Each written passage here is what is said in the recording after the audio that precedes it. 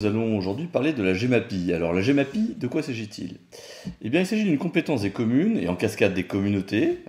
On mettra plus largement sous le terme plus spécifique des EPCI à fiscalité propre, établissements publics de coopération intercommunale à fiscalité propre, depuis le 1er janvier 2018. La GEMAPI était l'acronyme de Gestion des milieux aquatiques et la prévention des inondations. Mais en réalité, derrière prévention des inondations, on doit incorporer aussi un volet submersion marine en réalité.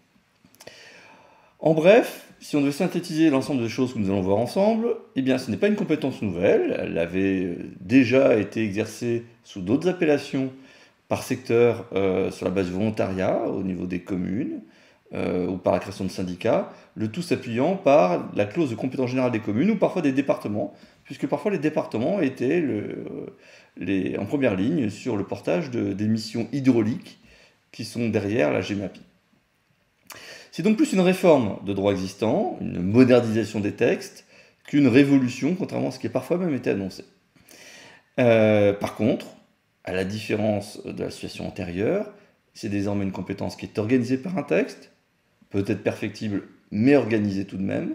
C'est une compétence systématique, à savoir qu'elle est exercée sur 100% du territoire national et outre-marin, avec derrière, finalement, comme une conductrice, une volonté de se structurer par échelle pertinente, et sortir de cette organisation spontanée vers une organisation plus structurée, plus homogène peut-être aussi, alors même que la compétence suppose une certaine flexibilité compte tenu des diversités de nombre de territoires. Après, il faut bien relever que cette réforme, cette modernisation des textes, ne s'est pas accompagnée par une refonte totale. Ainsi, la GEMAPI ne remplace pas des pans entiers d'obligations qui incombaient au préalable aux propriétaires privés ou publics, qui ont des obligations issues d'anciens textes. Certains sont même empruntés d'anciens régimes, puis du Code civil et transposés dans le Code d'environnement, mais qui ont toujours vocation, aujourd'hui, à s'appliquer avec la compétence GEMAPI. Nous aborderons successivement ensemble les éléments clés de contexte à comprendre, une détermination des contours juridiques et techniques de la compétence. Nous allons ensuite essayer de comprendre la structuration territoriale qui est induite par cette compétence GEMAPI, en relevant aussi que la GEMAPI ne remet pas en cause l'existence de certaines structures existantes, et le volet plus particulier de la prévention des inondations, qui est la véritable révolution, on va le dire, en la matière, pas tant qu'auparavant on ne faisait rien en matière d'inondation ou de lutte contre la submersion marine, mais que les besoins sont devenus plus pressants, d'une part, et d'autre part, nous sommes en réalité aujourd'hui confrontés à des enjeux qui font qu'il y avait nécessité à agir en la matière. Et surtout, aujourd'hui, nous avons des moyens de modélisation, de connaissances techniques qui font que, en réalité, on s'est rendu compte aussi que certaines stratégies antérieures ne sont plus forcément adaptées aux enjeux de demain. Nous finirons ensuite par esquisser certains aspects de régime de responsabilité en matière de GEMAPI. À titre d'introduction, il est vraiment indispensable d'avoir certaines notions pour bien comprendre la GEMAPI. Certaines notions sont ainsi nécessaires pour comprendre son fonctionnement, et notamment sont des notions liées à l'organisation territoriale en France et aussi le droit de la responsabilité, mais surtout, il est important de comprendre comment fonctionne le tandem commune-communauté et en cascade la création de syndicats mixtes. Nous n'allons pas aborder outre mesure ces aspects-là, ce sont des choses que on va partir du postulat que c'est acquis, mais on va rappeler quelques principes. Premier principe, qui vous semblera évidemment une évidence, le premier échelon de collectivité territoriale en France, ce sont les communes. Mais en réalité, les communes, sur cette compétence GEMAPI, ne sont que sur une compétence transitoire. Je m'explique. Toute commune est désormais membre d'un EPCI à fiscalité propre, ce qu'on appelle les communautés. Communauté de communes, communauté d'agglomération, communauté urbaine ou encore les métropoles. Chaque communauté, chaque EPCI à fiscalité propre, peut avoir des règles différentes. Mais il y a des constantes. Première constante, toutes les communautés en France, en Outre-mer, ont la compétence GEMAPI. Mais la loi a prévu que c'était les communes qui avaient la compétence GEMAPI en premier rang, pour pouvoir mieux la donner à la communauté. En effet, ça fait partie des principes qu'il faut retenir, c'est le principe de spécialité. Une communauté ne peut exercer que des compétences dévolues aux communes. Donc, pour que la communauté puisse être compétente en matière de GEMAPI, le législateur devait doter au préalable les communes de la compétence GEMAPI.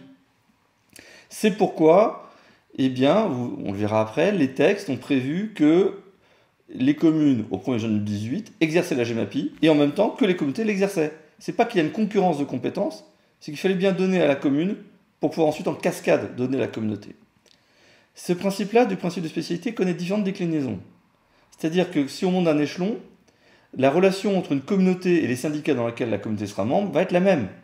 Une communauté ne peut transférer à un syndicat que des compétences qu'elle a elle-même. Alors pour la GEMAPI, c'est simple, puisque c'est de par la loi que toutes les communes et en cascade les communautés ont eu la compétence. Donc une communauté peut adhérer à n'importe quel syndicat pour lui transférer la compétence. Mais si je décide, on le verra après, de me doter de compétences qui ne sont pas vraiment de la GEMAPI, mais pourtant utiles, voire même indispensables à mon action publique, alors, avant que la communauté puisse la transférer à un syndicat, il faudra qu'au préalable, la commune lui transfère la compétence. C'est un jeu de cascade. Deuxième aspect, sur les compétences comme la GEMAPI, eh bien, il faut retenir que donner, c'est donner. C'est notre aspect du principe de spécialité. Si une commune a transféré la GEMAPI à une communauté, la commune ne peut plus intervenir en matière de GEMAPI. Elle a sur le papier la compétence, mais cette compétence, elle a été donnée à une autre entité. Pour que la commune puisse réintervenir en la matière, il y a donc deux leviers. Premier levier, ça serait un retour de la compétence, mais ce n'est pas possible de par la loi, parce que c'est une compétence obligatoire, mais c'est possible pour d'autres compétences. Ou alors, il faut, par des mécanismes de contrat, de convention, que la communauté redonne la compétence en gestion, comme une délégation de service public, à la commune. Et ça va être vrai pour toutes les compétences. Ce qu'on évoquait là est vrai pour la GEMAPI, c'est vrai pour les déchets, c'est vrai pour plein d'autres compétences. Ce sont les quelques notions qu'il faudra vraiment garder en tête. Je ne reviendrai pas dessus, car maintenant nous allons parler vraiment que de la GEMAPI en tant que telle. S'agissant du contexte international, pour comprendre la GEMAPI, eh bien, d'abord il faut comprendre que lorsque le mécanisme de la GEMAPI a été introduit par la loi MAPTAM de 2014, on reviendra un peu plus tard sur les textes, on s'est retrouvé, et on est toujours dans cette situation, dans un contexte de pression importante liée au changement climatique. Je ne vous apprends rien. La pression qui s'exerce, elle est multiple. Elle s'exerce sur la ressource en eau en elle-même, avec des aspects qualitatifs, des aspects quantitatifs, et une démultiplication des usages aujourd'hui de l'eau. On le sait, ça génère une pression et qui ne va pas cesser dans les prochaines années. Et un des grands aspects des sages, par exemple, consiste à identifier aussi ces répartitions des usages de l'eau. Qu'il s'agisse de la consommation humaine, des usages agricoles, des usages industriels, mais aussi, on n'y pense pas toujours, la nécessité d'avoir un minimum d'eau pour des besoins de production énergétique, pour le refroidissement de centrales, des choses dans le genre.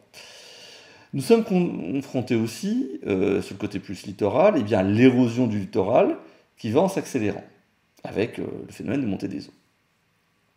Et puis, on va être honnête, les modélisations font qu'aujourd'hui, on comprend mieux ce qui se passe, et on se rend compte que demain, réchauffement climatique ou pas réchauffement climatique d'ailleurs, c'est parfois juste l'érosion naturelle, mais qui s'accélère peut-être, même certainement, on ne pourra pas protéger tous les territoires, il va falloir faire des choix. Mais pour faire des choix, il faut déjà être organisé pour être en mesure de connaître la situation et de faire ses choix. Tout ça, c'était des déclencheurs de la GEMAPI. Il y a eu aussi d'autres éléments de contexte. Il y a eu une certaine dégradation du milieu naturel qui fait qu'on s'est dit qu'il fallait être peut-être mieux organisé. Et l'Europe, en réalité, est dans un paradoxe. Nous sommes en France et en Europe sur une situation où on est ultra sensibilisé sur ces questions-là, et c'est une bonne chose. Mais en réalité, nous sommes sensibilisés sur ces questions environnementales parce que nous ne sommes pas des mauvais élèves, outre mesure. Nous aimons tous nous flageller sur la place publique sur ces questions environnementales, mais en réalité, nous restons quand même une nation qui se bouge. Jamais assez, peut-être, on peut toujours faire plus, mais qui se bouge, à la différence d'autres territoires. Mais parce qu'on se bouge, on est plus sensibilisé aussi sur ces questions-là. Mais si je ferme cette parenthèse, eh bien, relevons une chose. Eh bien, ces questions environnementales, on se les est appropriées au niveau français, au niveau européen. Et au niveau européen, ça s'est passé par la directive cadre sur l'eau et la directive inondation. Et donc, il y avait un enjeu de transposition déjà des textes, et comme toujours à cette occasion-là, eh bien, on regarde différents mécanismes nous concernant. Mais aussi, on a eu une meilleure connaissance technique. Et on s'est rendu compte qu'on a fait beaucoup d'erreurs. Alors, sans glisser dans la mode du hockey boomer, il est toujours aisé de taper sur nos aïeuls. Mais il est vrai que des solutions techniques qui nous semblaient bonnes se sont avérées être parfois mauvaises. Nous avons eu, depuis les 30 Glorieuses, une grande artificialisation des cours d'eau, des actions qui consistaient à parfois tout bétonner en disant bah, ça va être la solution contre les inondations, mais en réalité, finalement, c'était parfois en niant la connaissance du milieu, de ses propres capacités d'absorption.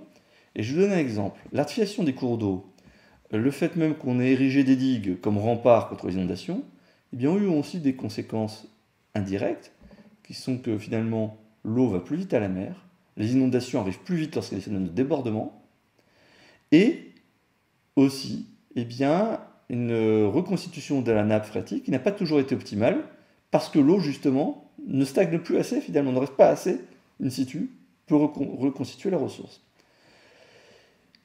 Il ne s'agit pas de donner des mauvais points sur la gestion antérieure, mais il faut en tirer ce qui était bon, voir aussi ce qui était mauvais, et corriger. L'enjeu n'est pas de donner des bons points, mais de s'améliorer. Et ça doit être la ligne directrice qui accompagne la GEMAPI. Et c'était un des enseignements qu'on a eu aussi dans le cadre de Xynthia et d'autres tempêtes. C'est-à-dire que l'absence d'organisation systématique, avec parfois des territoires très actifs, mais juste à côté, en amont, en aval, des territoires qui ne se bougeaient pas, et ben on s'est rendu compte que finalement, ça ne servait à rien s'il y a un acteur qui bouge, mais pas son voisin, parce que finalement, ça ne suffit pas pour des compétences où il faut raisonner de manière globale. Donc on s'est dit, non, bah maintenant il faut une organisation plus systématique. Par ailleurs, dans le cas de Xynthia, on s'est rendu compte que ce qu'on pensait être une bonne protection n'était pas toujours adapté lorsque finalement il y avait des facteurs croisés qui venaient provoquer des inondations. Et en fait, Xynthia, dans certains cas, ce n'était pas l'absence d'ouvrage qui a provoqué une catastrophe, mais peut-être l'absence de coordination au niveau des ouvrages et l'absence de raisonnement global par rapport à la gestion des systèmes en la matière. Donc, eh bien, on a voulu organiser tout ça un petit peu mieux par rapport à cette nouvelle connaissance. La nouvelle connaissance, elle vient aussi tout simplement de choses toutes simples, nos capacités de calcul. Pour citer une structure littorale, par exemple, qui est bien connue, Xynthia, l'UNIMA, l'Union des marais, dans la Charente-Maritime, l'UNIMA s'est doté d'outils de modélisation du risque, mais du coup, ils se sont rendus compte qu'effectivement, eh bien, des modélisations qu'on pensait être justes, eh bien, avec les nouvelles capacités de calcul, nécessitaient peut-être des ajustements parce qu'on pouvait aujourd'hui avoir une connaissance plus fine. Donc la question maintenant est de savoir ce qu'on en fait. Eh bien, ce qu'on en fait, c'est déjà avoir une organisation pour derrière prendre des décisions à la bonne échelle. Petit rappel, la GEMAPI rentre dans un cadre plus global de la gestion des grands cycles et petits cycles de l'eau. Alors, qu'est-ce qu'on appelle le grand cycle et le petit cycle de l'eau? Eh bien, le grand cycle de l'eau, c'est le suivant. C'est ce qui va être autour de la GEMAPI. Eh bien, on retrouve les phénomènes d'évaporation et puis de précipitation qui vont aller directement sur le milieu naturel, provoquer des cours d'eau, des débordements peut-être de cours d'eau, mais qui vont aussi contribuer à la reconstitution de la nappe, mais qui servent aussi à la biodiversité. Et il y a tout un enjeu de continuité écologique aujourd'hui qui sont derrière la GEMAPI aussi, pour permettre par exemple aux poissons migrateurs de remonter les cours d'eau, sachant que là-dessus on va être parfois à la frontière sur ce qui est du GEMAPien et pas du GEMAPien. Mais tout ça, ça fait partie du grand cycle de l'eau. Et la GEMAPI rentre dans le grand cycle de l'eau. À côté de ça, il y a des interactions avec le petit cycle de l'eau. Le petit cycle de l'eau est rattaché plutôt à des usages de l'eau, avec l'eau potable et l'assainissement, on en parlera peu. Mais ce petit cycle de l'eau, évidemment, est en interaction, puisqu'à la fois il crée une pression sur le milieu naturel, à la fois par les prélèvements induits par le petit cycle de l'eau, production d'eau potable, et aussi potentiellement des répercussions sur le grand cycle de l'eau en termes qualitatifs dans les rejets.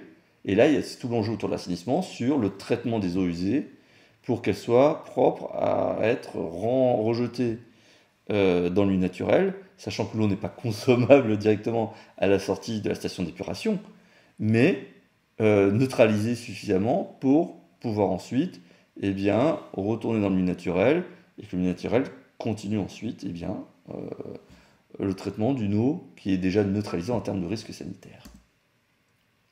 Et puis dans ce petit cycle de l'eau, on rajoute souvent les eaux pluviales urbaines, mais qui elles vont être vraiment en interaction avec des enjeux du grand cycle, avec des enjeux de ruissellement. Et là, on a une interface qui n'est pas toujours très claire entre les deux, mais on y reviendra. Donc, avant la loi MAPTAM, on avait des enjeux climatiques renforcés, on l'a vu, une prise de conscience que la lutte contre les inondations suppose de raisonner en système cohérent, et puis il y a une organisation qui s'est faite au cas par cas. Je vais donner un exemple sur un territoire, ici c'est une cartographie de la Haute-Marne. Aujourd'hui, nous avons sur la Haute-Marne, post-prise de compétence GEMAPI, un syndicat de la Marne-Amont qui aujourd'hui est compétent sur l'ensemble du bassin versant de la Marne en amont de certaines confluences. C'est matérialisé peu ou prou par le trait rouge que vous avez ici sur la droite sur la cartographie. Mais avant la GEMAPI, à son entrée en vigueur, au 1er janvier 2017, vous voyez, on avait plein de petits syndicats de rivières qui sont identifiés sur la partie gauche de la carte, et plein de zones blanches, c'est-à-dire des territoires où il n'y avait pas d'action, sauf quelques actions ponctuelles peut-être, qui existaient en matière de GEMAPI. Et tout l'enjeu sur ce territoire-là a été de s'approprier la compétence GEMAPI, d'identifier ensuite qu'il était un périmètre pertinent, c'est celui qui est matérialisé ici sur la ligne rouge, et de procéder à des rapprochements dans un premier temps des syndicats, par une fusion de syndicats, pour faire un seul syndicat, et ensuite d'adapter peu à peu le périmètre en obtenant des adhésions successives des communautés pour obtenir ce grand syndicat qui a atteint aujourd'hui une cohérence géographique de manière assez remarquable, même en termes de délai. Ce qu'a fait ce syndicat-là rentre totalement dans la logique de la stratégie nationale qui a été posée par le législateur. Le législateur, en effet, a proposé finalement de retenir une logique de bassin versant. Ce qui ne veut pas dire que c'est celle qui va être retenue partout, mais c'est une proposition faite par le législateur dans le cadre de la loi MAPTAM. L'idée était de se dire, il faudrait que l'on puisse avoir les communautés qui ont une réalité qui leur est propre, celle d'un bassin géographique, bassin de vie. En tout cas, c'est comme ça que les communautés auraient dû être bâties. Et un bassin de vie n'est pas forcément un bassin de versant. Nombre de communautés se retrouvent à la confluence de 3 bassins versants, parce que justement, la ville, centre, et le périmètre autour, se sont développés à une zone de confluence, parce que c'est là où vous avez les transports, parce que n'oublions pas que les rivières sont des moyens de transport aussi, ou au niveau d'un estuaire, d'un port, et donc d'un port pour avoir un accès à la mer, mais où il y a peut-être 3 fleuves qui viennent se regrouper. Lyon est une confluence. La métropole de Toulon est sur 3 bassins versants. L'agglomération de Montpellier est sur plusieurs bassins versants aussi, et sur plusieurs EPTB. Donc, il y avait un enjeu de se dire, ok, il y a les EPCF qui étaient propres, les communautés qui ont une réalité de bassin de vie, mais les actions doivent être sur une logique de bassin versant. Et donc, de proposer que la structuration au-dessus, peut-être, syndicale, se fasse par des syndicats lesquels, lorsqu'ils auraient acquis enfin un périmètre pertinent, pourraient avoir une reconnaissance par un label. Alors l'État n'aime pas qu'on emploie le terme label, et vous ne trouverez pas dans le Code de l'environnement la notion de label, mais la qualité juridique, si vous voulez, d'EPAGE, établissement public d'aménagement et de gestion des eaux,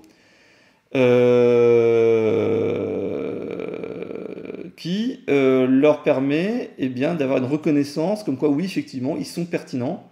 Et ça permet de renforcer un petit peu le régime du syndicat mixte, qui devient un régime de syndicat mixte renforcé. Et puis, à une échelle au-dessus, à l'échelle de plusieurs bassins versants, mais qui ont une solidarité entre eux, un EPTB, un établissement public territorial de bassin, le régime, lui, il existait déjà avant la loi MAPTAM, qui, ont une cohérence supra de coordination à l'échelle du bassin. Par exemple, vous retrouverez un EPTB à l'échelle de la Charente et tout un ensemble d'épages qui, eux, correspondent à chaque cours d'eau se rejetant sur la Charente. Et sur la Charente, peut-être plusieurs syndicats épages, Charente-Amont, Charente-Aval. Ou comme on l'a vu tout à l'heure, la Marne, où vous avez un syndicat épage, demain probablement, qui est sur Marne-Amont, Marne-Aval, Marne-Moyenne, Marne-Amont, Marne-Moyenne, Marne-Aval, mais l'ensemble peut-être dans un seul et même EPTB, parce que l'ensemble relève plus largement peut-être du bassin Seine. Ce n'est pas encore la structuration aujourd'hui, mais ça fait partie des réflexions, par exemple. Voilà donc un peu ce que propose l'État, mais après, la loi est très claire. Ce sont les territoires qui s'organisent, même s'il y a un préfet coordinateur de bassin à l'échelle de ce que devraient être les cohérences de bassin EPTB. La mise en place de la GEMAPI a été un petit peu longue. Enfin, longue. Tout est relatif. Elle a pu être vécue comme étant longue, mais ce genre de choses sont toujours un peu longues à l'échelle locale, le temps de s'approprier. Et en même temps, somme toute, ça reste assez rapide si on se dit qu'on est sur des domaines qui se sont parfois organisés sur des dizaines et des dizaines, pour ne pas dire presque plus d'une centaine d'années. La loi MAPTAM, d'abord, du 24 janvier 2014, a introduit la compétence GEMAPI dévolue aux communautés. La loi, à l'époque, était un peu perfectible parce que il faut bien voir que la loi n'était pas faite pour ça. C'est au départ, comme son nom l'indique, c'est de l'acronyme, une loi qui était faite pour travailler sur le régime des métropoles.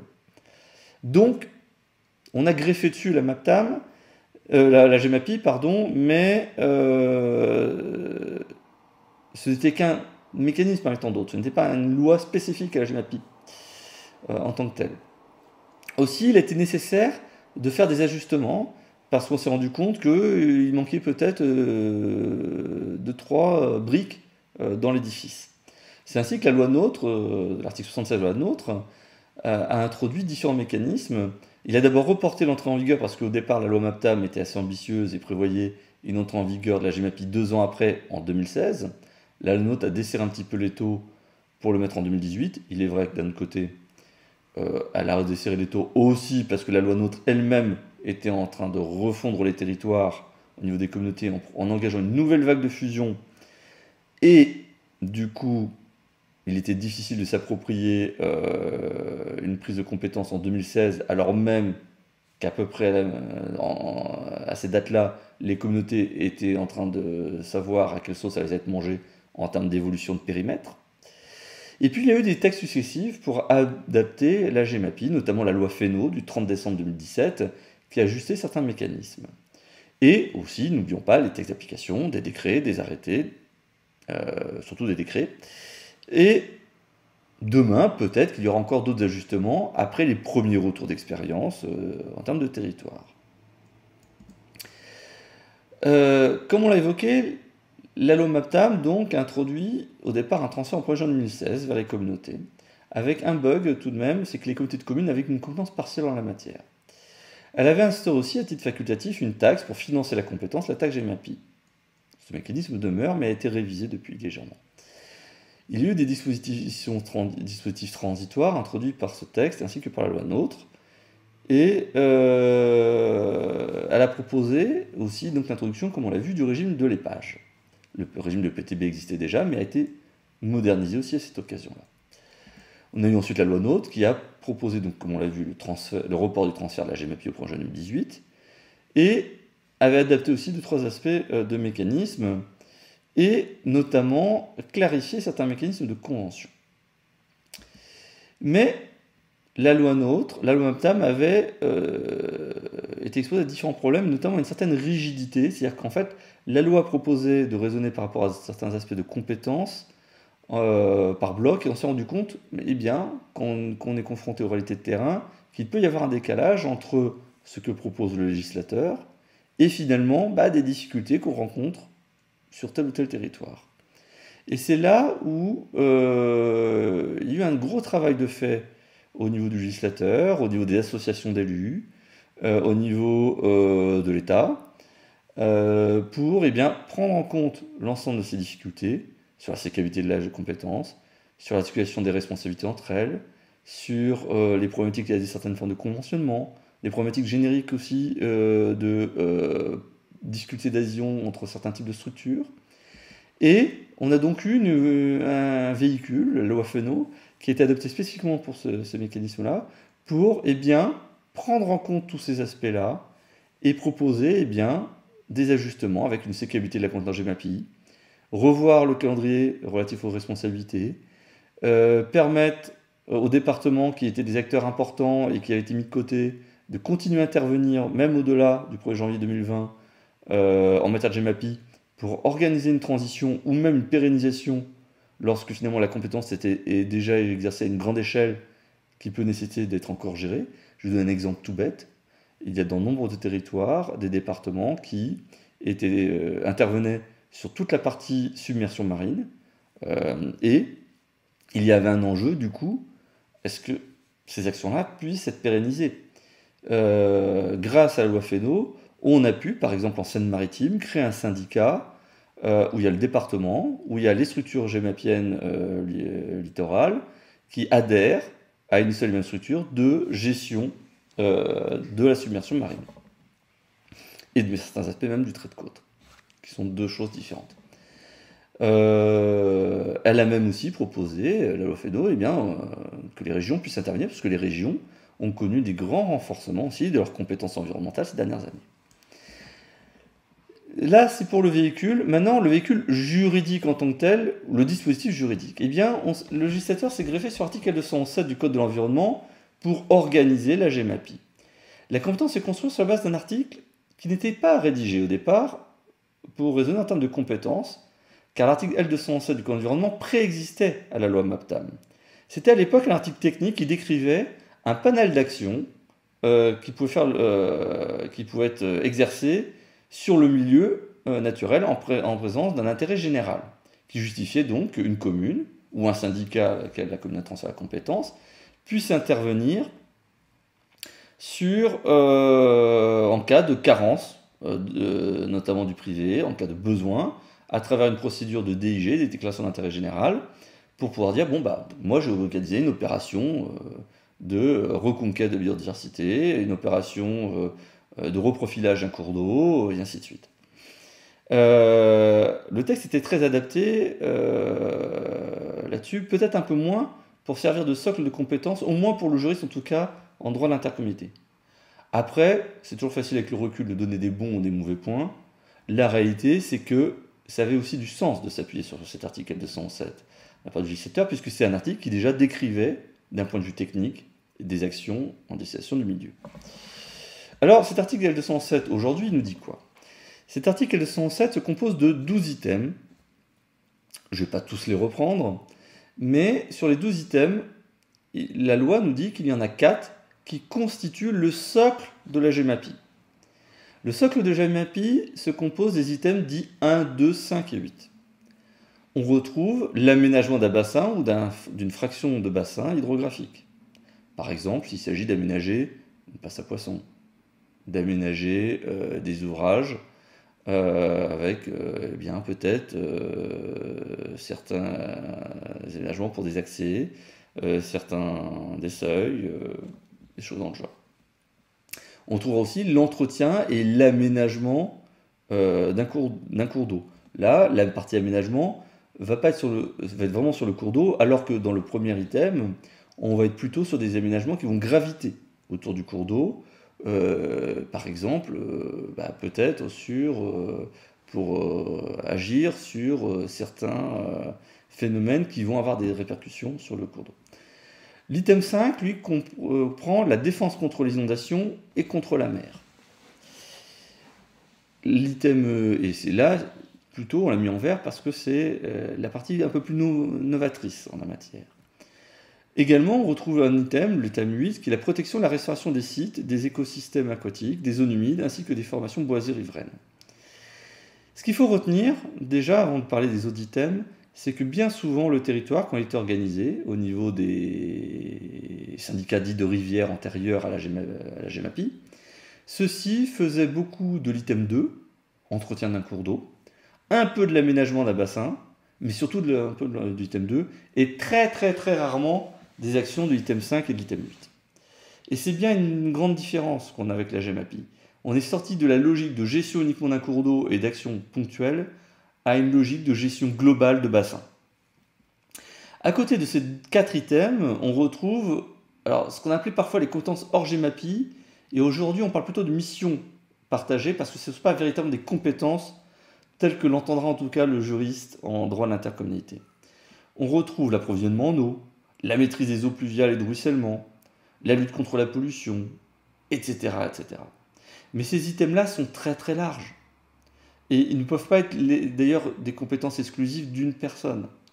La lutte contre la pollution, c'est très vague. Si je prends dans mes statuts d'intercommunalité lutte contre la pollution, oui, la pollution, laquelle? Pollution de l'air, pollution de l'eau. La lutte contre la pollution, ce sont aussi des pouvoirs de police qui ne sont pas transférables à l'intercommunalité. Donc, ce sont plutôt des thématiques d'action, mais ce ne sont pas en tant que telles des compétences. Et si vous devez travailler en intercommunauté, je ne vous invite pas à faire des copier-coller de ces items-là, mais plutôt à vous inspirer de ces items-là. C'est-à-dire si vous voulez aller au-delà de la GEMAPI sur un territoire et intervenir sur la lutte contre la pollution, eh bien de dire que ça peut être la lutte contre la pollution des cours d'eau, dans les limites de telle action, telle action, telle action, qui sont adossées ou qui s'inscrivent en complémentarité de mes missions GEMAPiennes, pour ne pas empiéter tout simplement sur les missions naturellement dévolues à d'autres entités. Pareil pour l'item 4, la maîtrise des eaux pluviales, dedans en fait il peut y avoir les urbaines et non urbaines. Or, les eaux pluviales urbaines sont aujourd'hui une compétence des communes, et pour les comités d'agglomération, certaines comités de communes, mais pour les comités d'agglomération, toutes depuis le 1er janvier 2020, et plus, comité urbain, métropole, ce sont des compétences obligatoires. Donc, qui sont encore déconnectées de cet item 4. Voilà.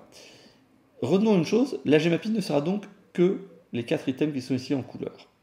Je vous ai mis ici, sur cette diapositive, des exemples aussi d'actions qu'on peut retrouver en la matière.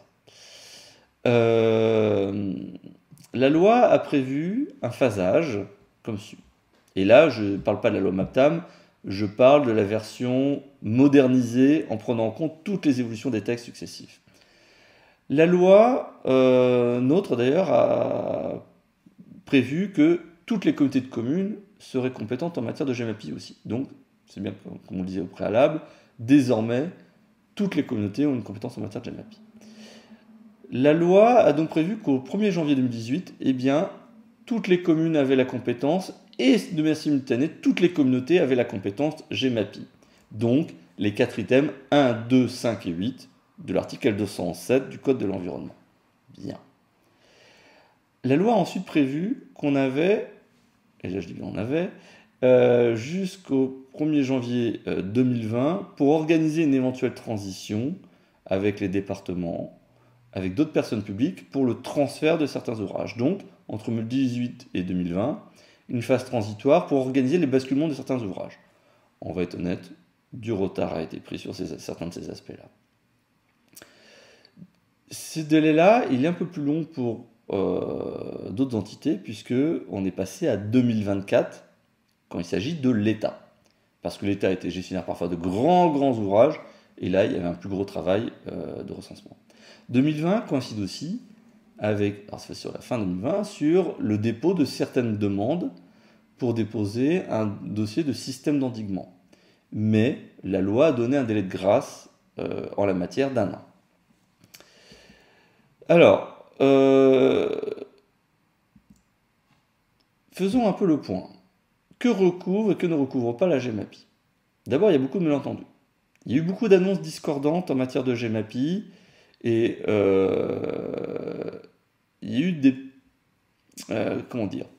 La loi, depuis quelques années, n'échappe pas au phénomène que vous connaissez dans plein d'autres domaines, on va dire des fake news. Euh, Autant, il y a 20 ans, le problème était comment on pouvait accéder à l'information en droit. Aujourd'hui, on retrouve tout et son contraire, puisque n'importe quelle personne peut s'improviser spécialiste d'un sujet. Et évidemment, je me tire une balle dans le pied en le disant, puisque en vous en parlant, je m'improvise moi-même comme spécialiste de la GEMAPI. Mais c'est une réalité que on a eu beaucoup de mal sur la mise en place de la GEMAPI parce qu'il y a eu des petites guéguerres de clochers.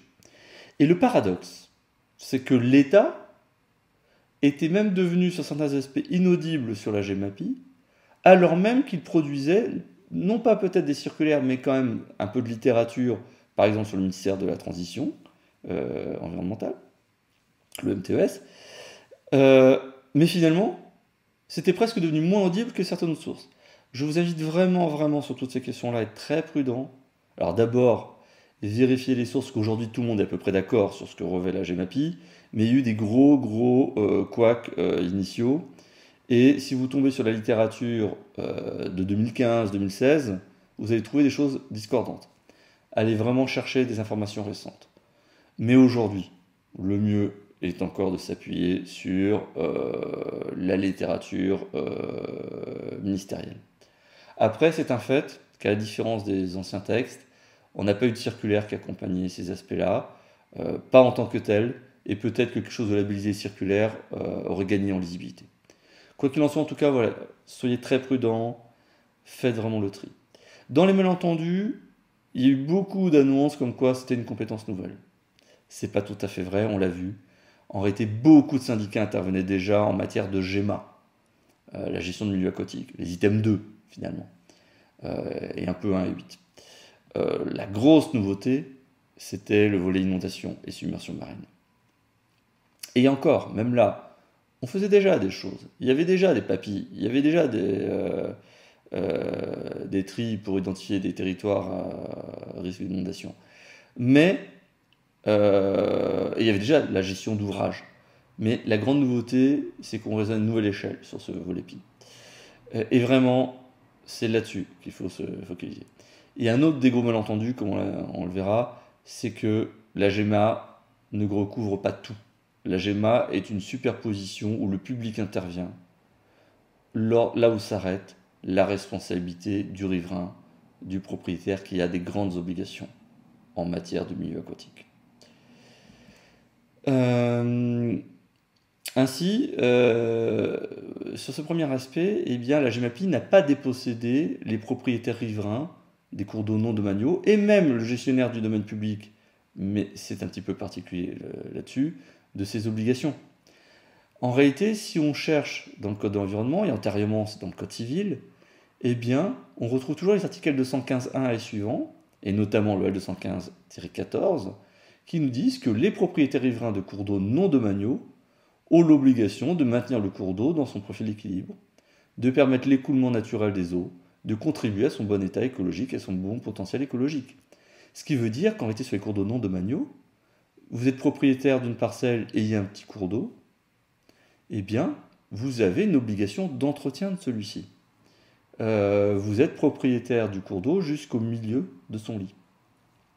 Sur les cours d'eau domaniaux, c'est un petit peu différent. On a aussi des obligations, mais là, il y a une obligation du gestionnaire. Et le problème, c'est que le cours d'eau domanial, eh bien, on pourrait se dire, donc c'est l'État. Oui. Sur les berges, il y a des responsabilités partagées. Sur le cours d'eau, il y a l'État. À travers lui, VNF peut intervenir en matière de GEMAPI, mais en pratique, VNF se contente des missions strictement nécessaires à la navigabilité. Et du coup, là, il y a une clé de répartition qui est à identifier là-dessus. Mais, donc le premier entendu de la GEMAPI est de penser que désormais, c'est l'autorité publique qui doit tout faire. Non, en réalité, ce que nous dit la loi, c'est qu'elle doit faire des actions qui vont au-delà de ce que doit faire le propriétaire. Le propriétaire a donc l'obligation, lui, de maintien d'une situation, là où l'autorité gemapienne aurait une obligation, va intervenir sur de l'amélioration, pour aller au-delà. Par exemple, le propriétaire, il n'est absolument pas compétent pour revoir le profil du cours d'eau, pour casser pour refaire le lit de la rivière parce qu'on l'avait bétonné, en fait, il faut le renaturaliser. C'est pas son boulot. Il pourrait se proposer d'ailleurs, hein, mais en réalité, ça dépasse sa parcelle en général, et il va rentrer dans des demandes d'autorisation qui le dépassent. En revanche, parfois les propriétaires riverains étaient déjà réunis en association, en ASA, alors qu'ils ont la particularité d'être des associations, mais pas de loi 1901. Ce sont des associations qui ont même la qualité d'établissement public, ce qui fait qu'on peut même les faire adhérer à un syndicat mixte, par exemple, même s'ils sont gérés par des personnes privées, les propriétaires riverains. Et ces ASA n'interviennent que pour le compte des missions de l'article 215-14 qui relèvent du propriétaire. Pour autant, comme elles sont sur une autre échelle qui peut permettre du coup de faire des actions plus groupées, elles sont parfois plus entreprenantes que le propriétaire individuel. Mais du coup, on va les laisser intervenir. L'autorité gemapienne peut intervenir en surcouche. Elle peut aussi intervenir par contre en situation de carence aussi de l'autorité gemapienne, de personnes privées. Si on compare justement les textes, L215-14 pour le propriétaire et l'article L207 sur les obligations de riverain. Quand on regarde bien, eh bien le propriétaire, lui, il n'a pas de compétence en tant que... Il peut être gestionnaire de digue, mais il n'a pas de compétence sur le volet inondation. Là où il va y avoir des superpositions, ça va être plutôt sur l'aspect entretien, aménagement du cours d'eau. Le propriétaire riverain, lui, donc, doit maintenir les cours d'eau dans son profil d'équilibre, permettre l'écoulement naturel des eaux, contribuer au bon état écologique du cours d'eau. En clair, il y a des embâcles, il les retire. Les embâcles, c'est tout ce qui empêche le bon écoulement, hein. Il doit faucher pour éviter son lise. Il s'assure qu'il n'y a pas de dépôt sauvage dans son cours d'eau, des choses dans le genre, voilà. Même si là-dessus, il peut y avoir aussi les pouvoirs de police d'ailleurs. L'autorité gemapienne, elle intervient lorsqu'il y a un caractère d'intérêt général ou d'urgence.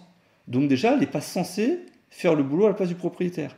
Elle va le faire finalement, soit parce que l'intérêt général, c'est que on constate qu'il y a une carence de l'initiative privée et il intervient, quitte à le faire à la charge du propriétaire, mais c'est devenu un peu difficile lorsqu'on a instauré la taxe Gemapi, ou une situation d'urgence.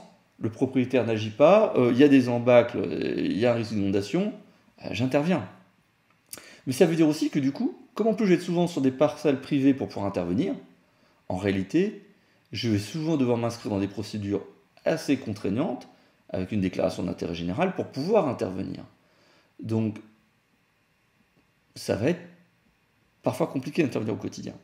Ou alors, il faut obtenir des autorisations du riverain, des choses dans le genre. Mais ne pas le faire avec une déclaration d'intérêt général va avoir un gros problème. Souvent, c'est sur la mobilisation de subventions.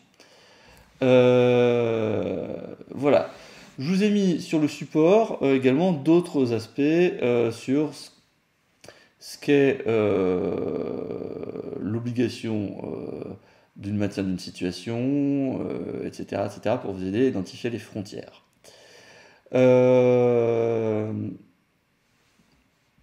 Voilà. Ensuite, eh bien, parlons un petit peu maintenant de la structuration territoriale de la compétence. Comme on l'a évoqué, les communes sont donc toutes membres de communautés au 1er janvier 2018. Les communes étaient déjà membres parfois de syndicats plus ou moins cohérents au niveau de bassins versants. Puis à l'inverse, une communauté n'a pas toujours une cohérence parfaite, on l'a vu au regard de bassins versants, parce qu'elle correspond à des bassins de vie mais pas à des bassins versants. Prenons un exemple. Alors sur cette cartographie, on a une communauté dans les Alpes eh bien, le bassin versant, en fait, se retrouve à être à cheval sur 4 communautés, et sur plus 4 communautés, mais chacune des communautés est aussi elle-même sur d'autres bassins versants. Et donc se pose la question de la structuration. Alors sur ce territoire-là, bon, on peut se dire, après tout, quasi 90% est couvert par une communauté, très bien. Mais ce n'est pas toujours le cas, comme on le verra sur d'autres cartographies. Comme celle-ci, ou encore celle-ci. On va retenir certains mécanismes. La loi MAPTAM et la loi NOTRe ont prévu d'abord qu'il ne s'agissait pas de faire de table rase du passé. Et quand je vous parlais qu'il y a eu des malentendus, là il y en a eu des gros. Certains territoires ont cru que les syndicats allaient disparaître. Pas du tout. La loi a prévu que lorsqu'on avait un syndicat qui existait déjà en matière de GEMAPI, même si la compétence n'était pas écrite GEMAPI, mais le contenu technique relevait des domaines de la GEMAPI, c'est les syndicats de rivières, syndicats hydrauliques, eh bien, la loi a prévu que ces syndicats allaient plutôt se maintenir. Alors pourquoi je dis plutôt se maintenir? C'est pas juridique. Bah, tout simplement, ce que dit la loi, c'est que lorsque le syndicat est à cheval sur plusieurs communautés, il se maintient. Mais lorsque le syndicat n'a par contre comme membre, après la prise de compétence GEMAPI, qu'un seul membre, c'est la communauté, là il disparaît. La réponse est très simple. Pourquoi ça?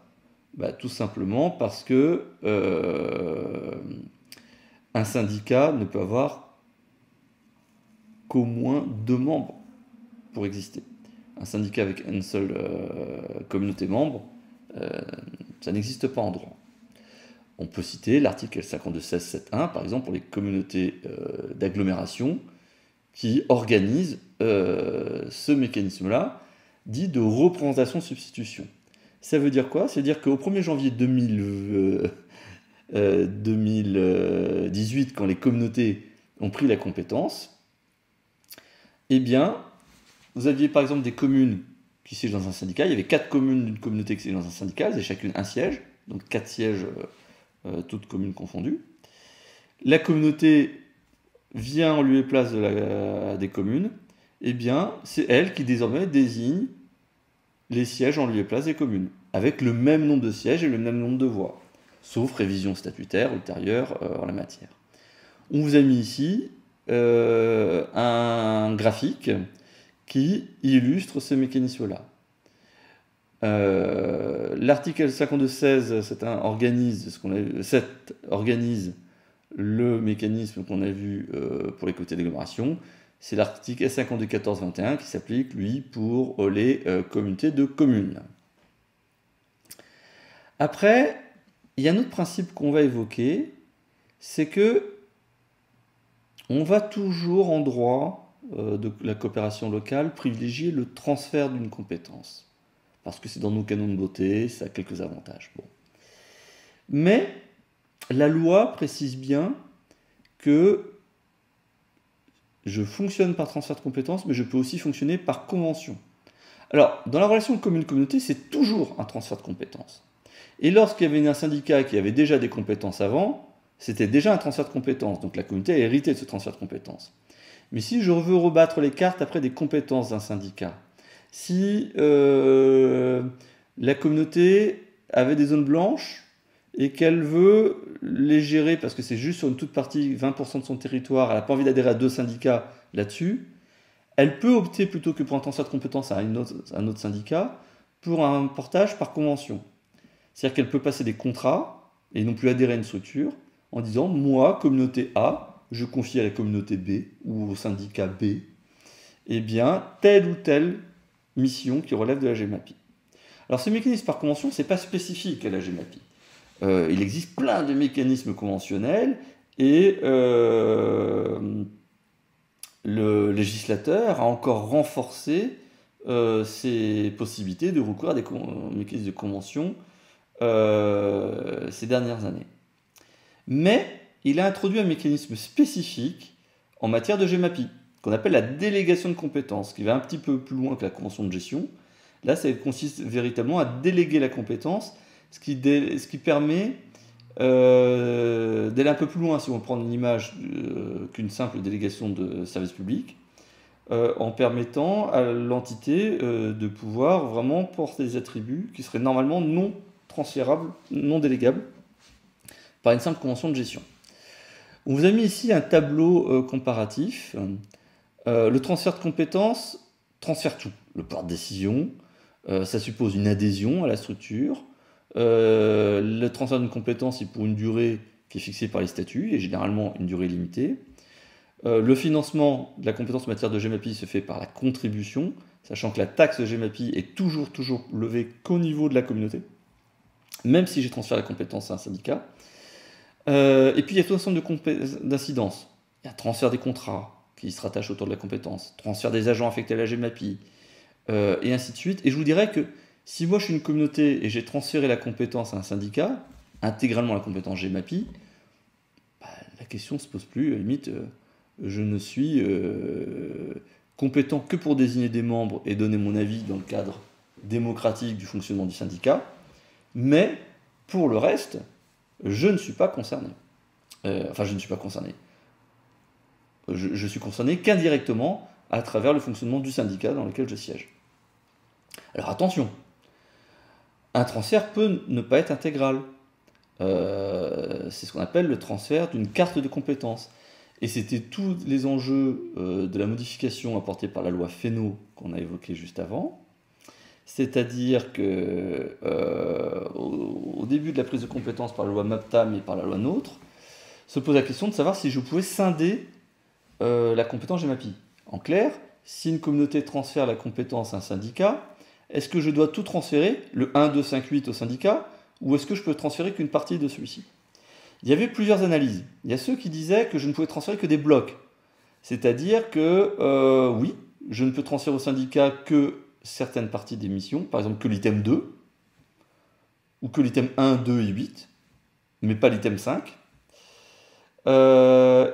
Il y a ceux qui disaient, ben non, la sécabilité, autant une communauté, elle gère toute la GEMAPI, mais au-delà, je peux transférer un syndicat qu'un petit peu du 1, un peu du 2, un peu du 5, un peu du 8, c'est-à-dire des bouts d'action. Et puis, il y a ceux qui disaient, non, on transfère tout. C'est tout, ouais. En réalité, quand on lisait le texte, on était sans doute sur le scénario le plus extensif, c'est-à-dire je pouvais transférer un peu du 1, un peu du 2, un peu du 5, un peu du 8. Mais comme il y avait des gros débats et des doctrines très différentes selon les territoires, eh bien, le législateur a clarifié les textes pour dire on peut bien transférer qu'un bout du 1, un bout du 2, un bout du 5, un bout du 8. Et n'allez pas croire que c'est un morcellement, c'est une prise en compte de certaines réalités. Parce qu'en fait, le découpage par bloc a des limites. Le découpage par bloc, transférer le 1, 2 et 8 à un syndicat et pas le 5, pourquoi pas? Mais la réalité, c'est que la lutte contre les inondations, parfois, va se faire que par des opérations d'aménagement, sans ouvrage. Et donc finalement, les actions qui ont relevé de l'aménagement du cours d'eau vont en réalité contribuer aussi parfois à la lutte contre les inondations. Et du coup, cette sécabilité permet de dire je transfère que les aménagements du cours d'eau qui sont liés à des enjeux qualitatifs et quantitatifs, par exemple. En revanche, eh bien, au niveau de la structure qui garde le volet inondation, elle est compétente aussi pour les aménagements qui se rattachent à la stratégie inondation. Ce que je vous évoque là est intéressant aussi parce que vous allez voir du coup si vous trouvez différents statuts, on peut tout à fait savoir à quelle époque ils ont été faits. Parce que les statuts qui ont été faits avant la loi Fesneau, souvent du coup on retrouve la logique par bloc. Et puis après, les statuts qui ont été faits après la loi Fesneau, on retrouvera du coup des découpages plus fins. Attention, en réalité pourquoi certains services de l'État étaient un peu rigides sur l'interprétation du texte? C'était aussi parce qu'ils se méfiaient à juste titre d'un ultra-morcellement qui viendrait neutraliser les effets de la GEMAPI. Si je commence à trop morceler par contre la compétence entre trop de structures, le risque c'est de perdre en globalité, en efficacité et donc d'être complètement contre-productif par rapport aux objectifs de la loi. Et en réalité, une vision restrictive du coup de certains services était justement un peu par rapport à cette peur-là. Par chance, de ce que nous avons constaté sur les clients qu'on a pu accompagner, on a plutôt des territoires qui ont été très raisonnables sur ces découpages. Il est vrai aussi que les services de l'État ont été très vigilants aussi dans le suivi des projets pour que le découpage soit cohérent par rapport aux enjeux du territoire. Relevons d'ailleurs que ce n'est pas l'intérêt d'un EPCI à fiscalité propre, ni d'un syndicat, de faire des découpages qui seraient trop byzantins, parce qu'en réalité, un découpage trop complexe conduit à se retrouver dans une situation où du coup le jeu de responsabilité n'est pas clair, et c'est typiquement dans ce genre de situation où demain, il y a un sinistre, avec personne qui n'agit, et du coup, qui agit, et du coup, on se retrouve évidemment exposé à notre responsabilité, comme toujours lorsqu'il y a un flou. Si, à côté du transfert de compétences, on a donc le monde merveilleux des conventions. On a donc la délégation de compétences au sens des outils GEMAPI. Là, c'est une délégation, ça passe par une convention. Elle est pour une durée déterminée par la convention, mais qui peut être assez longue, hein. Les flux financiers sont à prévoir dans la convention. Et du coup, je mets tous les contours que je veux en la matière. On peut retrouver cette sécabilité, là aussi. Attention néanmoins à bien rédiger la convention, qu'on ne se retrouve pas avec la complexité que j'ai évoquée ici sur l'ultra-découpage et transfert de compétences, parce qu'une convention mal faite peut être tout aussi dangereuse. L'avantage de la délégation, c'est évidemment de ne pas refaire un empilement de structure. C'est aussi de pouvoir être plutôt sur une opération ponctuelle et non pas s'inscrire sur la durée. Par exemple, la délégation de compétences peut être très intéressante lorsqu'on veut porter ensemble la maîtrise d'œuvre d'une opération, ou la maîtrise d'ouvrage d'une opération, mais qui va être ponctuelle, et après, à la fin de la convention, chacun gère sur son territoire. Par exemple, pour une grande opération qui va concerner l'amont et l'aval, et après, chacun va gérer à son niveau. Donc, elles apportent pas mal de flexibilité. Attention toutefois, les délégations de compétences au sens de la GEMAPI ne sont possibles qu'en faveur des EPAGE ou EPTB ou de manière transitoire au titre de certains syndicats, mais à terme, elles ne seront possibles qu'avec les EPAGE et EPTB. Donc les syndicats qui ont atteint cette reconnaissance statutaire d'EPAGE ou EPTB. Ce qui veut dire que ce véhicule juridique, je ne pourrais pas l'utiliser si je travaille avec un syndicat qui ne sera pas un syndicat reconnu comme tel.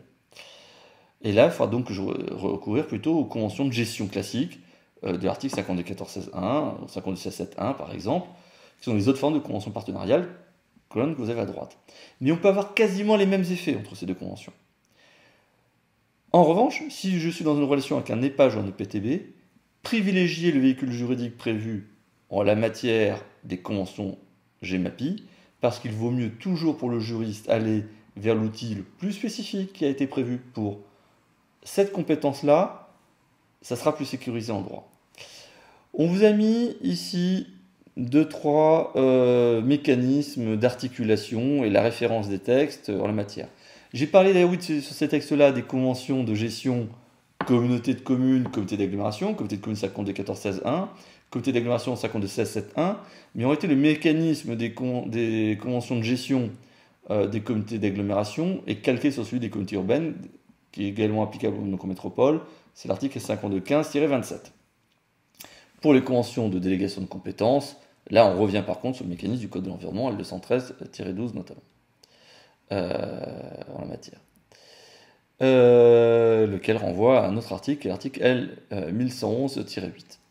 Voici des exemples de montages qui sont possibles. Les communes peuvent transférer la compétence et reconfier par des conventions de gestion certaines actions communes.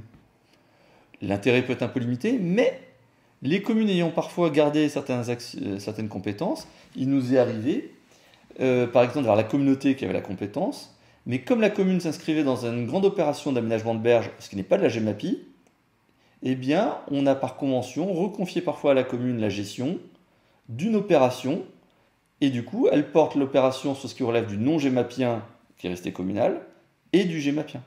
Je vous donne un autre exemple en la matière.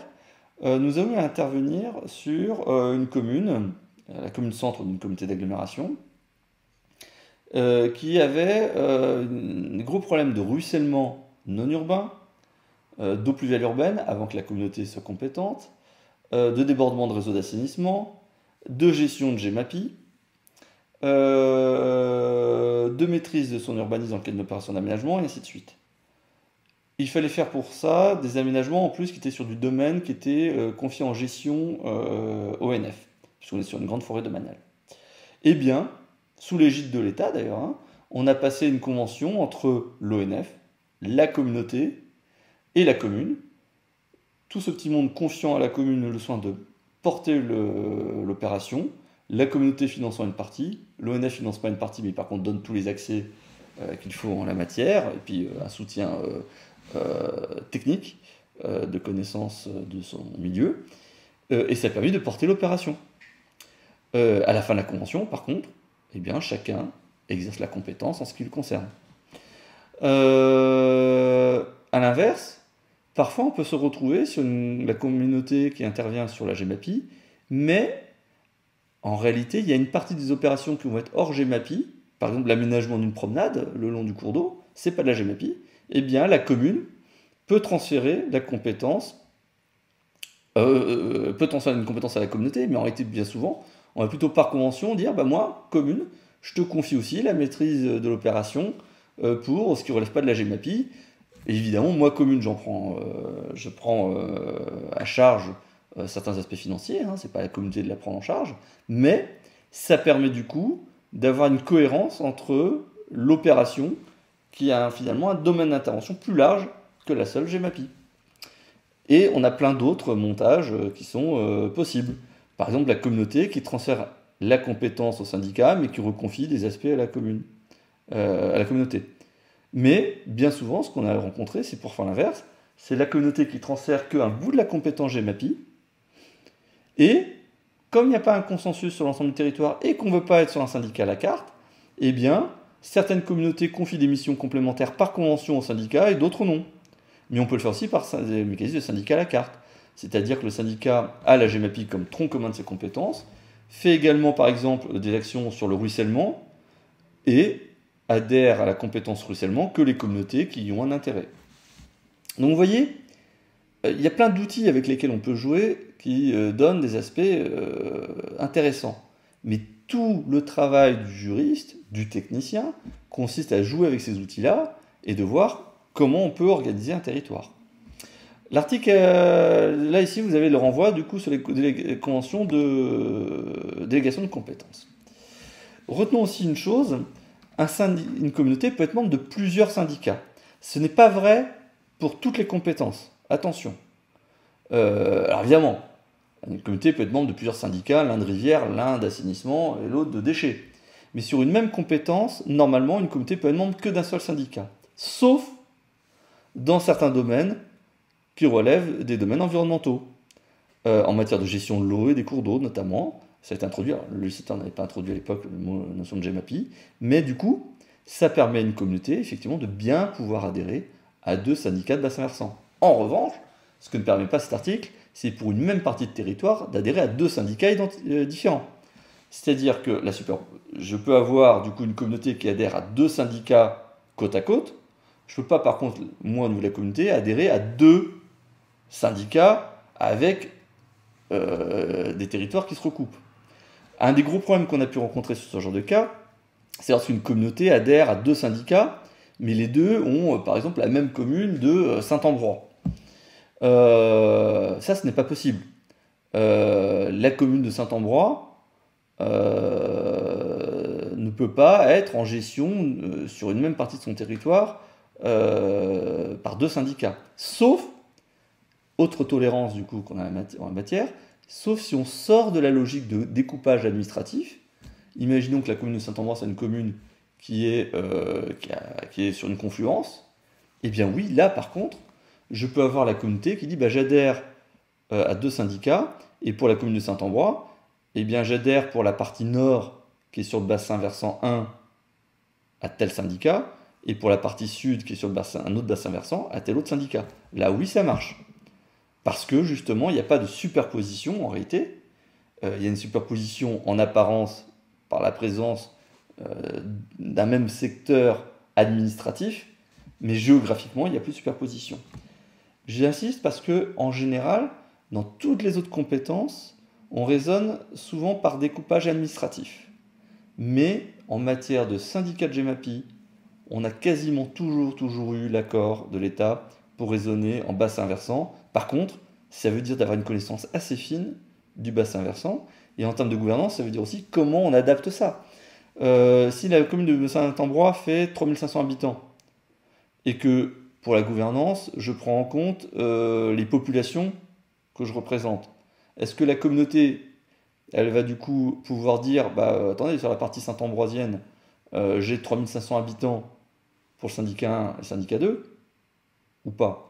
En général, non. Ce qu'on fait, c'est qu'on calcule la population au prorata du bassin versant. Certains territoires sont aventurés à essayer de calculer la réalité même de la population, mais en réalité, c'est très dur à gérer. Le calcul est très simple. On fait un calcul en croix.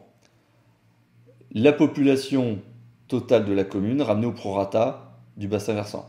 Si sur le bassin versant 1, eh bien, cette partie-là du bassin versant, ça représente que 20% du territoire communal, je ne prendrai en compte que 20% de la population.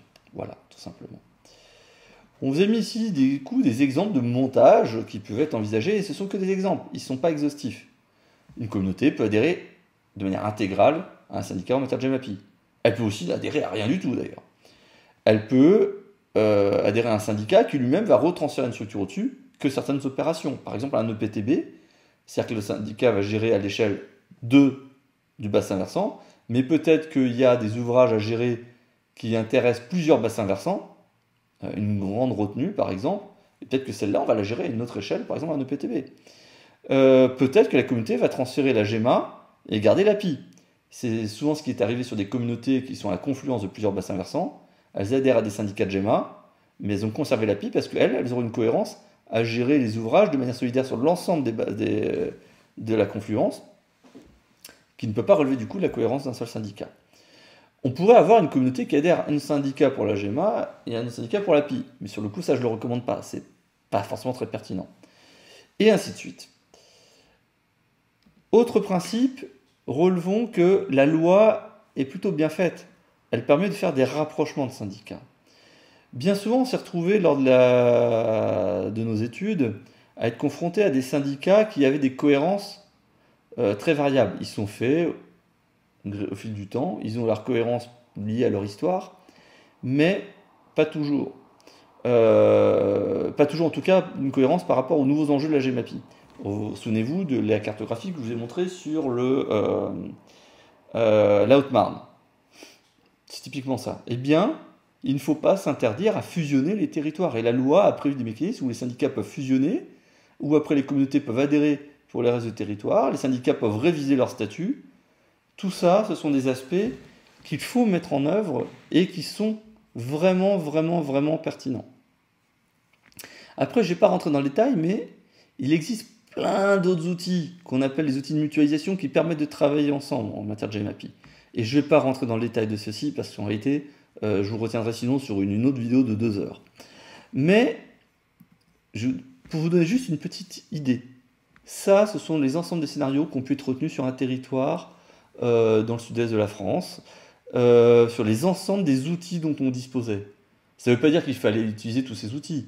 L'idée, c'est de refermer peu à peu les portes et de retenir que l'outil pertinent. Mais voilà, c'est pour vous dire qu'il existe plein de mécanismes et c'est à chaque territoire de bâtir son scénario ces mécanismes appropriés. Voilà. Pour vous donner quelques retours de territoire. Premier exemple de territoire, Archaglo. Là, on est sur une communauté qui était à cheval sur plusieurs bassins, mais à elle seule, elle couvre déjà 80% d'un bassin. Sa situation a été la suivante. Elle s'est dit, sur certains aspects, je me substitue au syndicat, c'est-à-dire qu'on va se faire disparaître le syndicat, il aurait pu être maintenu, mais on ne va pas le maintenir pour une ou deux communes. Je gère en interne la compétence, on va conventionner avec le voisin par contre sur 2-3 aspects, et par contre sur les autres bassins versants, oui, je vais vous conventionner ou passer sur des syndicats. Mais il y a une partie du territoire où je vais gérer en direct parce que finalement, les enjeux sont sur mon territoire, j'ai déjà quasiment sur mon territoire le périmètre pertinent. Très bien. Autre exemple, là on est sur des territoires où on avait plusieurs communautés Il y en a, selon la manière dont on calcule, 8 ou 9 communautés. Avec cette particularité, c'est que finalement les communautés elles se sont structurées souvent dans une démarche nord-sud, mais là où tous les bassins versants sont transverses dans une démarche est-ouest pour se jeter dans la Vilaine. Il y avait 3 syndicats de rivières, et chacun a réellement sa compétence en termes de bassin versant. En revanche, ils avaient les mêmes membres.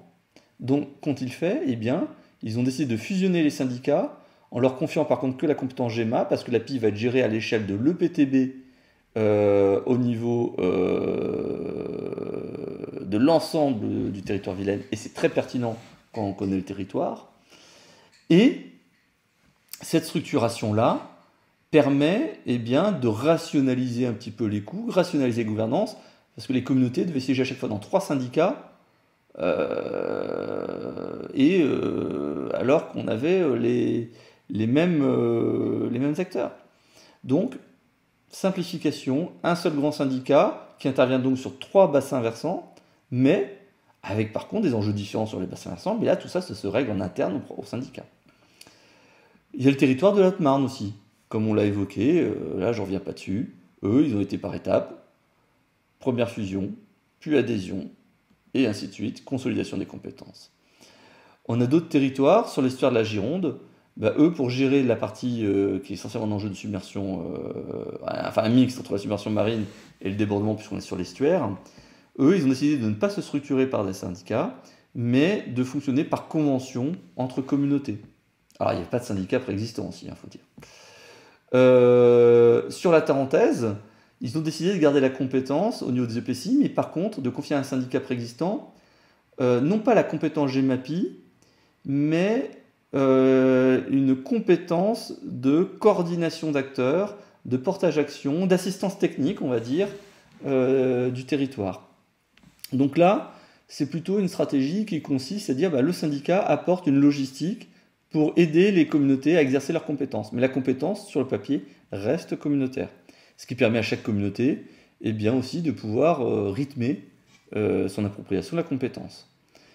Mais le syndicat, en ayant une échelle supra, permet quand même de servir aussi d'échelle de coordination, d'échange, et donc d'aider à une planification plus globale des opérations au regard des enjeux de la Tarentaise. Voilà. Donc vous voyez, ce qui est intéressant, c'est qu'on voit bien qu'il y a tout un ensemble de mécanismes différents qui existent en la matière. Parlons maintenant un petit peu du volet PI. On ne va pas s'attarder dans les nombreux détails en la matière, mais il faut retenir que le volet PI, la grande nouveauté, c'est la logique de système et non plus de digue. Avant, on raisonnait ouvrage par ouvrage, et souvent c'est parfois les personnes privées qui avaient fait leur digue pour se protéger, point. Ou la commune qui avait créé une digue pour pouvoir protéger telle partie du territoire par rapport au risque d'inondation. Ce qui était très bien. Le problème, c'est qu'on s'est rendu compte que il y avait quand même certaines difficultés. Notamment, oui, c'est très bien une digue, mais l'eau, elle peut contourner. Et c'est pour ça qu'on s'est rendu compte qu'il fallait raisonner en termes de système. Le décret digue de 2015, qui a été ensuite, qui a évolué en 2019, avait donc fixé un premier cadre en disant que désormais, on allait sortir du raisonnement du classement digue par digue, c'est-à-dire que chaque ouvrage avait son propre classement, en classement de système. Sommairement, il appartient à la personne publique compétente en matière de PI, et donc vous voyez l'intérêt du découpage au sein de la GEMAPI, c'est que la personne qui va être compétente, c'est celle qui a gardé l'item 5 en réalité, ou on peut rentrer, comme vous le savez, donc, sur des découpages plus complexes de l'item 5, cette communauté va devoir, si c'est la communauté, ou syndicat, c'est celui qui a la compétence, regarder son territoire, identifier les ouvrages existants, ou les ouvrages à réaliser, ou les ouvrages à effacer, et dire, voilà, moi, mon système d'endiguement, c'est tel ouvrage, tel ouvrage, tel ouvrage. Je vais assurer une protection à telle partie de mon territoire, mais pas telle partie de mon territoire. Et ça veut dire aussi que la compétence PI, c'est assumer qu'on ne protège pas certains territoires, sachant que la compétence PI, c'est quand même surtout de protéger des intérêts humains, pas forcément des intérêts économiques. Ce qui ne veut pas dire que c'est pas noble les intérêts économiques, mais il faut choisir son camp. Et sur la submersion marine, bah oui, ça veut dire qu'il c'est admettre parfois que je ne vais pas forcément faire du maintien de trait de côte, qui n'est pas d'ailleurs forcément de la GEMAPI, parce qu'il n'y a pas d'enjeu. En revanche, bah peut-être que je vais décider, oui, par contre que là, je dois faire des gros ouvrages, parce qu'avec la montée des eaux, il va falloir protéger telle ou telle commune. Mais peut-être que parfois, c'est triste, hein, mais il va falloir assumer de dire, bah non, au regard des moyens techniques, je ne vais pas pouvoir protéger telle commune. Et toute la stratégie par rapport à la submersion marine va être de dire, ok, quelle est la stratégie peut-être même de relocalisation. Ce que je dis est terrible, mais c'est la réalité de ce qu'on va être confronté sur la submersion marine. Et ça, on n'en parle pas encore assez aujourd'hui. Mais donc, on raisonne en termes de système. Je vais donc devoir identifier quel est mon système. Le système est composé d'ouvrages qui interagissent entre eux, parce que je vous ai dit, finalement, une digue, c'est bien, mais si l'eau la contourne, ça ne sert à rien. Donc, en fait, une digue ne fonctionne correctement que si en été en amont, il y a peut-être tel ou tel ouvrage qui fonctionne, qui va ralentir l'arrivée de l'eau, que s'il y a une zone d'expansion de crue qui est prévue en amont aussi à tel endroit, puis peut-être en aval pour réduire l'arrivée de l'eau. Et donc, je raisonne sur cette globalité. J'avais jusqu'à fin 2020 pour pouvoir déposer mes premiers dossiers de système d'endiguement avec un calendrier différent en fonction du niveau de protection que je garantis. Mais le décret de 2019, du 28 août 2019, a accordé des délais supplémentaires me permettant de proroger les délais de dépôt de demande de système d'autorisation pour bénéficier en réalité, en simplifiant, d'une année supplémentaire pour déposer les premiers dossiers. Vous voyez ici sur des cartographies, c'est des schémas, des exemples d'ouvrages. Là, ce sont des digues. Alors, vous allez me dire, oh, mais là, c'est ouvert. Oui, mais justement, là, c'est mes digues, mais dans l'aléa, dans mon système d'endiguement, je dois prévoir aussi tout un protocole sur la fermeture en situation d'inondation de cette ouverture qu'on appelle un bâtard d'eau, par exemple. Et vous voyez, avant, chacun des ouvrages, là, à droite, par exemple, faisait l'objet de son propre classement. Mais si derrière, on a une jonction avec un autre cours d'eau, une autre branche qui venait, eh bien, la digue à côté avait son propre classement. Aujourd'hui, c'est plus ça, c'est l'ensemble qu'on va classer en fonction du niveau de protection qu'il garantit. Et vous voyez ici, eh bien, le système, si on prend ce schéma-là, les parties rouges ici sont des digues différentes. On avait, eh bien, sans doute, 3 classements, 4 classements peut-être, pour chacune des digues. Chaque digue avait son propre classement. Et en plus, chaque digue avait peut-être un gestionnaire différent. Il y en a une qui était peut-être privée, une personne privée, l'autre peut-être communale, puis l'autre peut-être d'une autre commune. Or, vous voyez bien, s'il y a un des ouvrages qui est mal entretenu, c'est toute la stratégie, ça ne sert plus à rien. Donc, le système d'endiguement va dire, l'ensemble de ces 4 digues rentrent dans mon système, ça va être géré par l'autorité gémapienne ou, en fonction de l'historique de l'ouvrage, si je ne le gère pas, je vais peut-être conventionner en tout cas pour qu'il y ait une personne qui le gère, ou si c'est sur une parcelle privée pour que je puisse y avoir accès ou des choses dans le genre, ou un transfert même. Et si c'est un ouvrage qui appartenait, qui a un caractère mixte, par exemple sur la digue, il y a aussi une voie de chemin de fer, peut-être que ça va rester en gestion SNCF, mais du coup on se met d'accord sur les opérations à porter, choses dans le genre par convention. Et tout ça, ça va rentrer dans mon système. Je vais obtenir un classement de mon système, et ce classement va poser les règles du jeu sur l'ensemble de la gestion de ce système. Dans le système, il n'y aura pas à proprement dit les autres paramètres à prendre en compte, que sont un promontoire rocheux, un élément naturel, ou un ouvrage qui ne sera pas classé, qui sera une digue, mais qui va avoir des répercussions. En revanche, ils seront quand même pris en compte dans l'incidence de danger, l'étude de danger du système d'endiguement. Par exemple, si on prend ici le promontoire rocheux, peut-être que celui-ci est quand même sujet à l'érosion. Eh bien, il ne sera pas en tant que tel un ouvrage du système d'endiguement, mais peut-être que dans le risque de l'étude de danger, je vais devoir prévoir quand même que sur le promontoire, il y a peut-être un risque d'éboulement en cas de fort débit, et prévoir du coup tout un plan d'action par rapport à ce risque-là. Ou là, sur la partie du milieu, il y a peut-être un ouvrage qui n'est pas une digue en tant que telle, c'est juste une route en superposition, mais qui ne fait pas office de digue. On accepte donc que cette partie-là soit peut-être immergée d'ailleurs. En revanche, bah, peut-être qu'il va falloir prévoir dessus, dans le cadre d'une stratégie d'inondation, eh bien, tout un processus de coupure de la circulation, ou prendre en compte l'aléa en disant, si en revanche cet ouvrage connaît une rupture, voilà ce qui se passe. Le grand classique, c'est la voie SNCF, qui n'est pas sur une digue, mais qui est par contre quand même sur un terre-plein, qui du coup a un effet de ralentissement des eaux, mais si tout à coup il y a un glissement qui se fait, là, il n'y a plus aucun ralentissement et ça devient un aléa à prendre en compte. Voilà, donc, et là, c'est ce dans quoi on rentre depuis 2020, alors avec des ralentissements avec le confinement, 2020, 2021, 2022 vont être consacrés en grande partie sur ce travail sur les ouvrages et sur la définition de ces systèmes d'endiguement. C'est un gros volet technique. Plus technique que juridique d'ailleurs. En termes de responsabilité, il y a tout un ensemble de régimes à prendre en compte. On ne va pas rentrer dans tous les détails, mais ce qui est intéressant, c'est de relever certains aspects.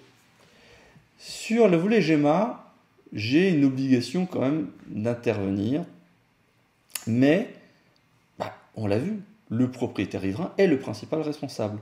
En revanche, si je suis au courant d'une carence que je ne fais rien, oui, je peux peut-être engager ma responsabilité. Mais je vous dirais que ma responsabilité va être souvent plutôt engagée dans le cadre des opérations si tout à coup ça dérape. Je peux engager ma responsabilité environnementale. Mais, somme toute, c'est une responsabilité à relativiser. Si je gère correctement la matière, si je conduis les opérations en respectant le droit de l'eau tout simplement, c'est-à-dire qu'en déposant les autorisations quand il le faut, et non pas en faisant des opérations hors autorisation, ma responsabilité risque au mieux d'être administrative et rarement pénale, en réalité.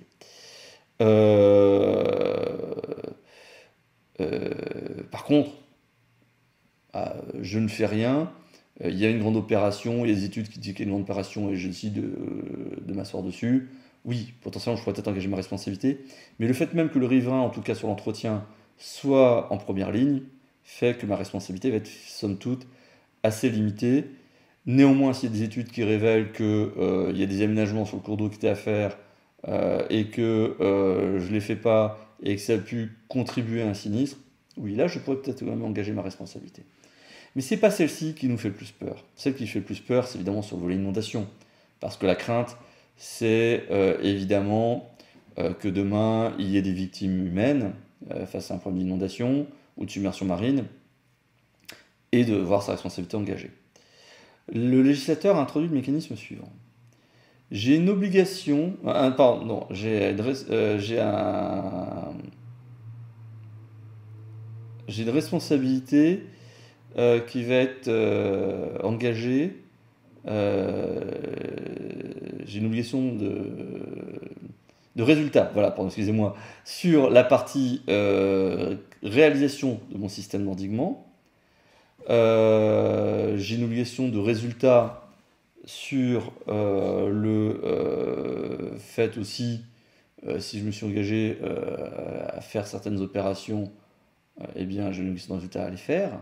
Par exemple, oui, j'ai quand même, si je suis au courant de la très grande vétusté d'un ouvrage et que je ne le fais pas, je vais engager lourdement ma responsabilité.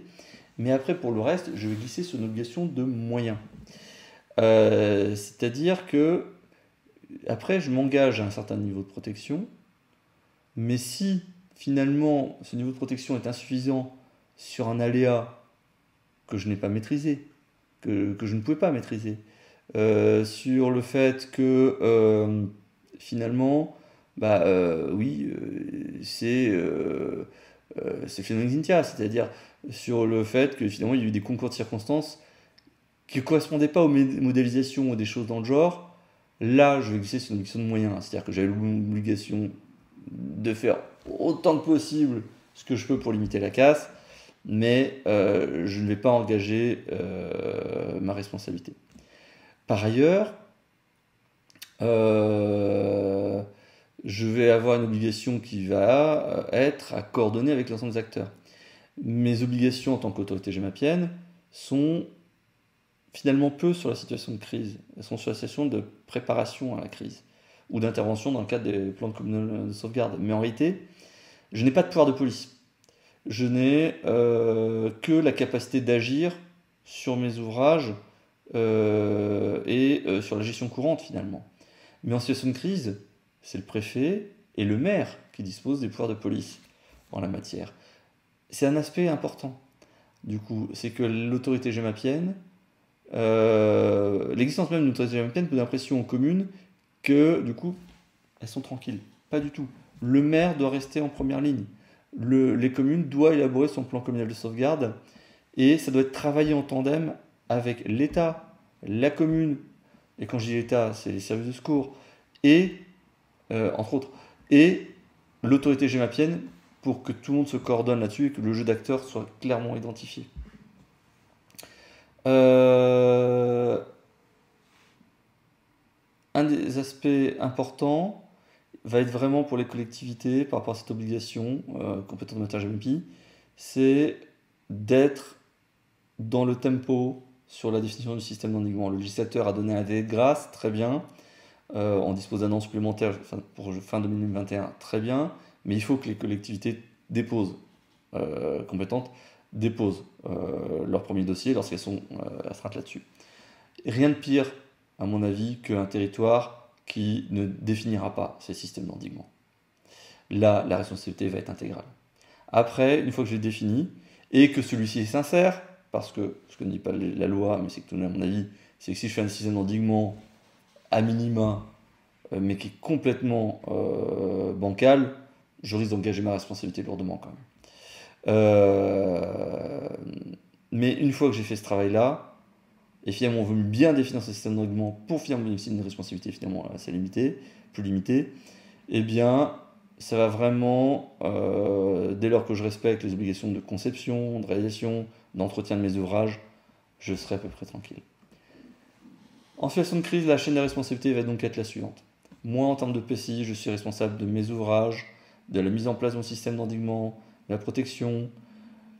Ce n'est pas écrit ici, mais je pense qu'il est bien aussi que je m'inscrive dans un rôle de sensibilisation et de coordination, notamment dire aux maires et tout ça, quelles sont leurs parts de responsabilité.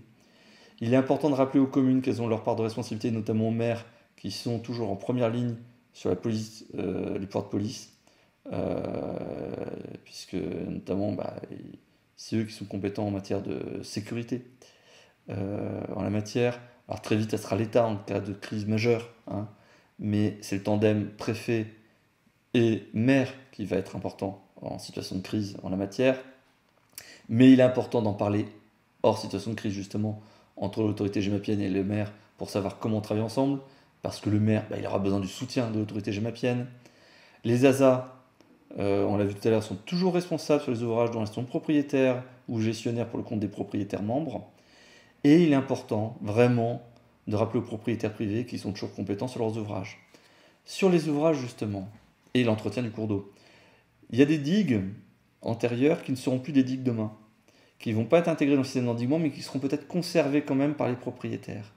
Il est important de leur expliquer que ce ne sont plus des digues, que les propriétaires ont néanmoins l'obligation d'entretenir ces ouvrages.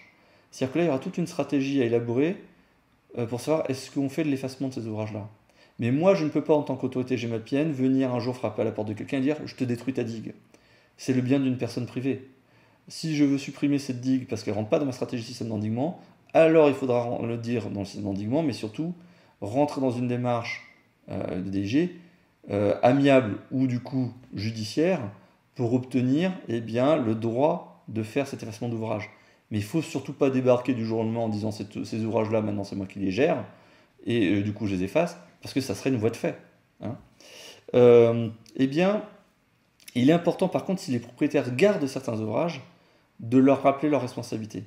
On peut tout à fait envisager un scénario où un ouvrage, anciennement une digue, ne rentre pas dans le système d'endiguement, mais devient un danger pour le fonctionnement du système d'endiguement si l'ouvrage n'est pas entretenu. Parce qu'on peut imaginer un pan de mur qui faisait un peu office de digue, qui n'est plus entretenu, qui s'effondre, qui du coup va altérer le débit sur le cours d'eau et va provoquer des débordements et va du coup créer la catastrophe. Hein, donc il faut être vraiment très vigilant là-dessus.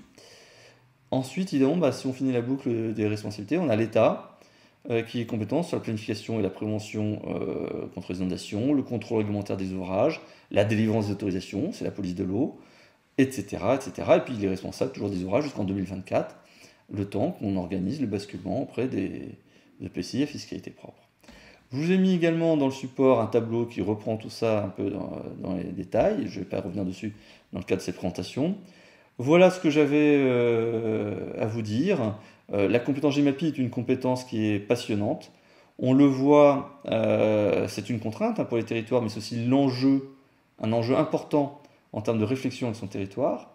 La GEMAPI s'inscrit en dialogue avec plein d'autres compétences, la voirie, mais aussi l'urbanisation, mais l'environnement aussi, on le voit bien, mais aussi la réappropriation des cours d'eau avec les aménagements des berges, mais aussi en interaction avec les eaux de ruissellement et du coup les eaux pluviales. C'est passionnant, c'est une compétence qui va encore évoluer très probablement avec les premiers retours d'expérience. On s'est arrêté sur la GEMAPI dans la réflexion, mais nombre de territoires se posent la question de prendre des compétences complémentaires. Et vous vous souvenez au tout début, je vous ai expliqué que dans ces cas, la commune doit doter la communauté de la compétence pour la doter au syndicat et ainsi de suite. Parce qu'elle rentre en interaction avec plein de choses, comme le ruissellement. La GEMAPI est souvent l'occasion de revoir sous un œil neuf son territoire, son aménagement, de se réapproprier aussi des projets très intéressants, de redynamisation des zones humides, mais du coup de nos espaces naturels.